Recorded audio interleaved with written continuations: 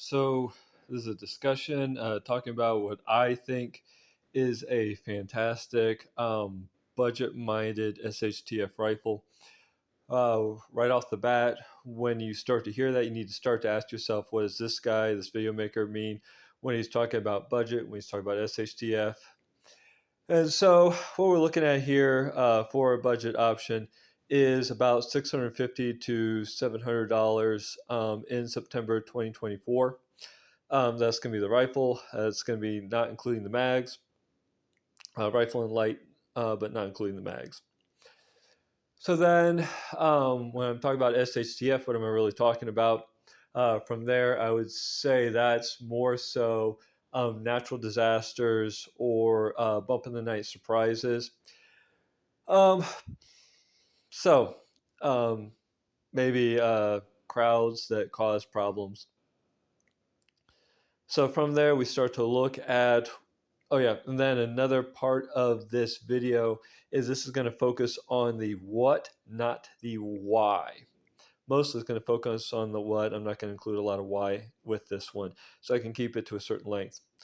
Okay, so right off the bat, you see a AR-15 rifle, which I think is pretty important, especially in an American context.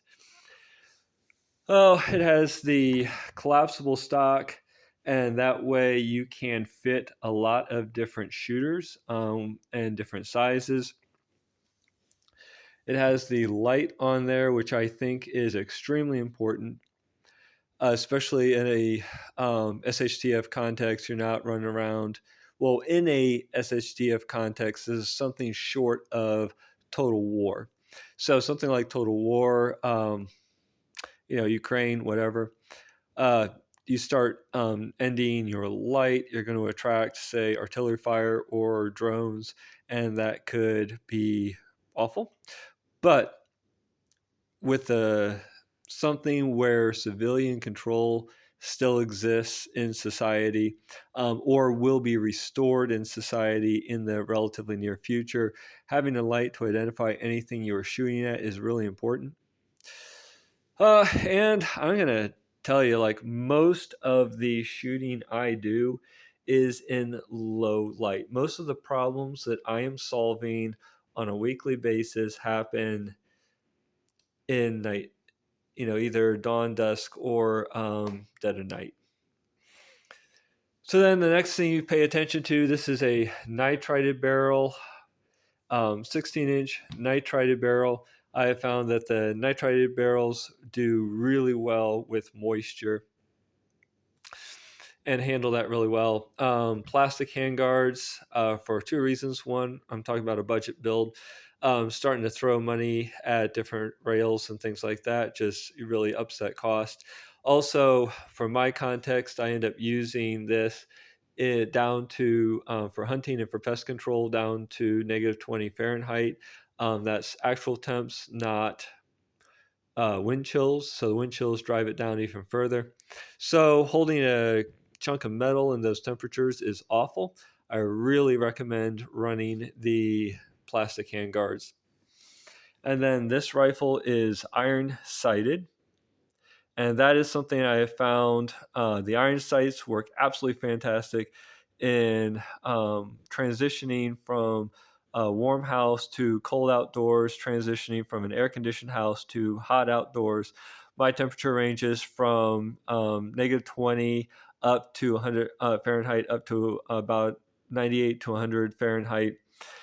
So I can bring my rifle out into a lot of different extreme temperatures, and red dots and scopes I find have a lot more problems with fogging or with collecting snow, with collecting rain, especially when I'm out hunting or chasing raccoons, coyotes, whatever else is going on.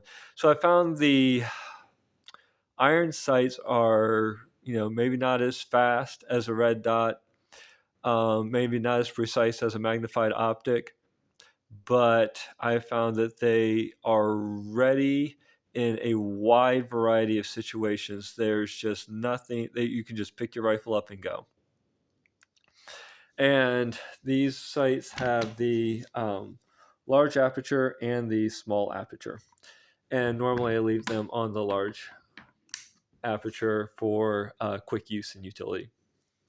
Then with this, you're going to want to consider what magazines do you put in a rifle. And from a homestead and utility and basically daily carry standpoint, I really, really like the 20 rounders. They are just an absolutely fantastic option. If you're, they're just really compact and just have a great package.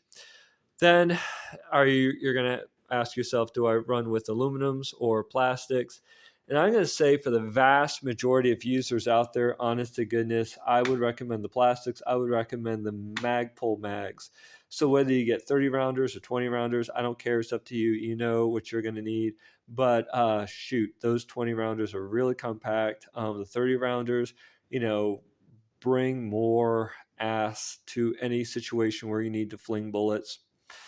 It's up to you. I don't care what you choose, but I'm going to say that for the vast, vast majority of users, I think the plastic is the way to go. I have to go into why in my next video. But especially in very cold environments, I think those aluminums are really fantastic. And if you want to ask me, like, which do you like the looks of better? Like you're just talking about what looks amazing. Those aluminums look amazing. They really do, especially the aluminum 20 rounders. So then we have this setup. The front sight on there is a tritium front sight.